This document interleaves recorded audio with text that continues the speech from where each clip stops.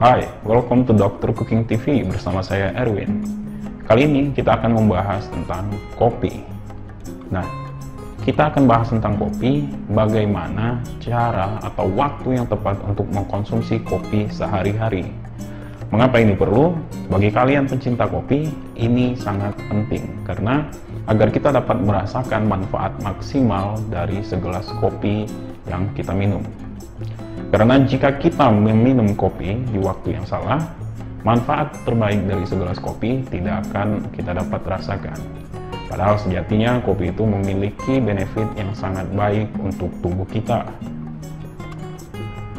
Kopi mengandung senyawa polifenol, antioksidan, dan kafein. Mengkonsumsi kopi dengan kadar kafein yang tinggi sebaiknya dilakukan pada saat hormon kortisol berada di kadar terendahnya. Mengapa mengetahui kadar hormon kortisol ini sangat penting?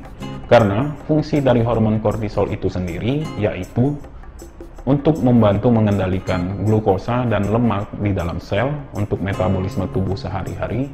Dan yang kedua, hormon kortisol juga sebagai pengendali mood, terutama stres fisik ataupun emosi di otak. Kita tahu kafein juga memiliki fungsi yang sama di otak untuk mengendalikan mood dan stres. Maka jika kopi dikonsumsi berbarengan dengan pada saat hormon kortisol berada di puncak tertinggi, maka peran kortisol dan kafein ini akan saling tumpang tindih di otak sehingga akan memperberat kerja otak. Dan hal ini jika diteruskan secara rutin dapat menyebabkan menjadi stres di kemudian hari atau mood kita menjadi unstable atau tidak teratur. Nah, kapan waktu yang tepat untuk menikmati segelas kopi? Di saat dimana hormon kortisol berada di kadar terendahnya. Menurut penelitian yang dilakukan oleh Miller dari Universitas Health and Science Bethesda di Florida, Amerika Serikat, puncak hormon kortisol itu berada di jam-jam tertentu seperti jam 8 sampai jam 9 pagi, kemudian jam 12 sampai jam 1 siang, dan jam 5 sampai jam 6 sore.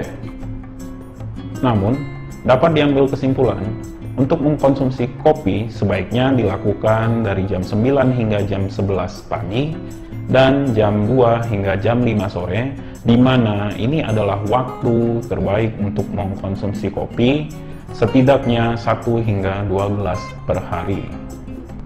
Dan perlu diingat agar kita menghindari mengkonsumsi kopi di malam hari, terutama kopi yang berkadar kafein tinggi.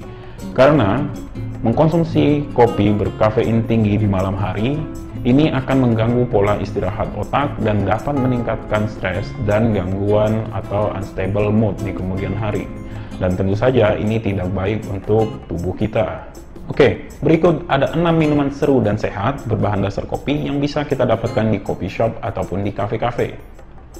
Yang pertama adalah espresso. Minuman asli dari Italia ini disebut juga sebagai inti semesta kopi, karena dari espresso ini banyak minuman kreasi berbahan dasar kopi yang dibuat. Dalam satu gelas espresso itu mengandung setidaknya ada mikroprotein yang tinggi yang dapat membantu meningkatkan imunitas tubuh atau immunobooster dan memiliki kalsium serta memiliki kadar kafein sekitar 65 mg per gelasnya. Rasa yang dihasilkan dari espresso yaitu strong, bold, tebal, dan brownie sugar. Yang kedua, americano. Minuman dari Amerika ini merupakan sajian kopi bercampur espresso dan air panas yang dicampurkan di dalam satu gelas dengan krema di atasnya. Dalam satu gelas americano mengandung mikroprotein yang sangat penting untuk meningkatkan immunobooster atau imunitas tubuh dan memiliki rendah karbohidrat serta mampu menurunkan kadar kolesterol untuk mencegah terjadinya arteriosklerosis. Kafein pada americano dalam satu gelasnya mengandung setidaknya 60 mg per gelas.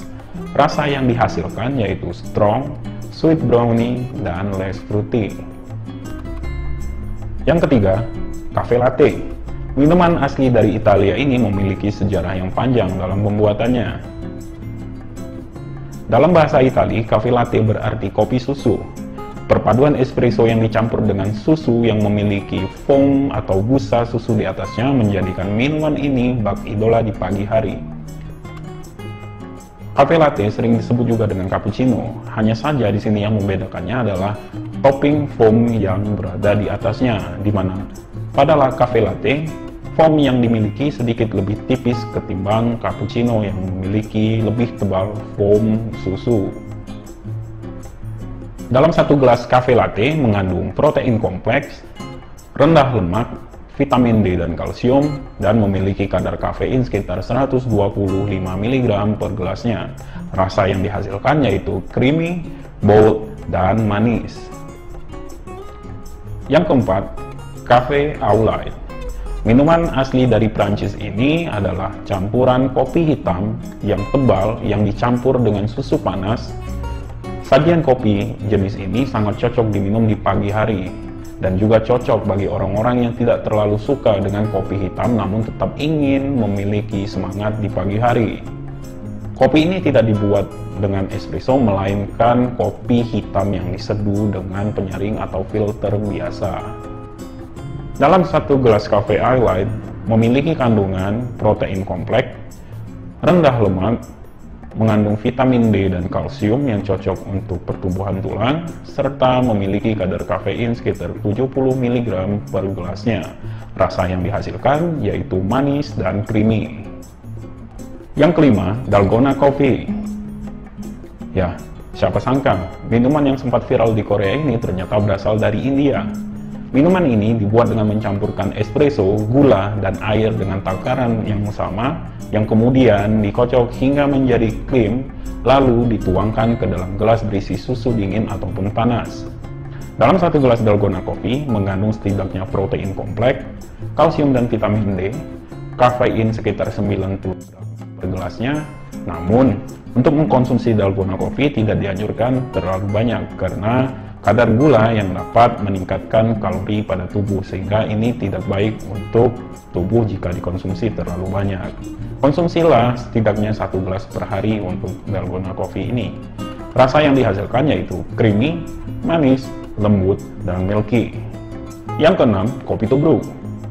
Kopi tubruk merupakan minuman kopi khas Indonesia yang dibuat dengan menuangkan air panas ke dalam gelas yang telah berisi bubuk kopi. Sajian kopi ini terlihat simpel dan sederhana, namun siapa sangka, sajian kopi tubruk merupakan metode yang digunakan oleh Asosiasi Kopi Specialty di dunia untuk menilai standar rasa dan quality control kopi-kopi, khususnya kopi Arabica.